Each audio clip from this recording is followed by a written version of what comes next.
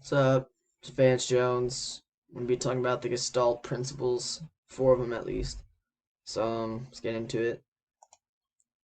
So these four, we'll be talking about proximity, similarity, uh, continuation, is basically what that is, and closure. So first, we'll be talking about proximity.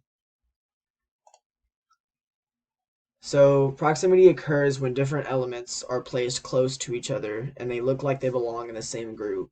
And this is even if they have different sizes or different colors. Uh, when you do this, it creates a relationship between objects. Um, so a good example of this, in my opinion, is this pillowcake logo. So obviously you have different shapes, all grouped together to look like a dog, but they're also different sizes. So as you see, like this heart is small, but obviously this heart is a lot bigger. And this heart actually branches out like over kind of like the borderline, but it still looks like a dog.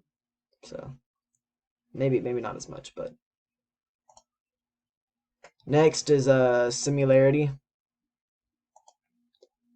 Similarity occurs when objects share visual characteristics. Uh, Viewers perceive them as a group or a pattern, and they can be grouped with using any type of design element, basically.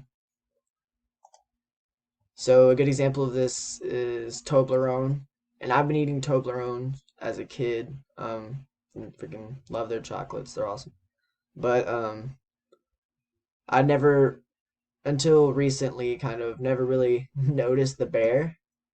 Uh, but yeah, obviously once these like little shapes come together, it creates a bear in the middle.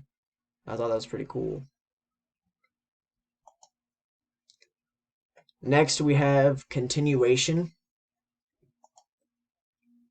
And continuation is when the viewer's eye naturally follows a line or a curve and continues to another object.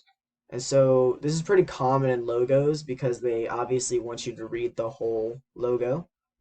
Um, some examples of this is obviously the TSTC logo.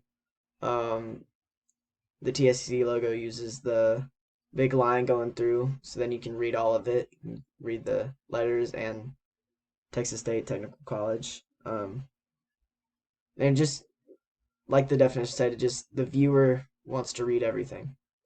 Also, the subway logo doesn't use a line, but the arrows that it uses um, definitely attract the reader to read it all the way through. That way they can get to the last arrow. So, and then closure. So closure is when incomplete figures are perceived as complete or whole. The viewer subconsciously fills in information when seeing a certain shape. This is also very common in logos. So a good example of this is the NBA logo. Like obviously it's very close together, where you would think the lines connect. However, they don't connect. So on the right here, you see the shapes as if they were kind of pulled apart. And so on the right side, like you can kind of see like half a dude with a ball. Like that's kind of understandable. But on the left side, it's basically just a cutout picture. And it's kind of hard to see, like I realize it's kind of hard to like see that once you've already seen the actual logo. Um but in reality, this is the pieces that they used.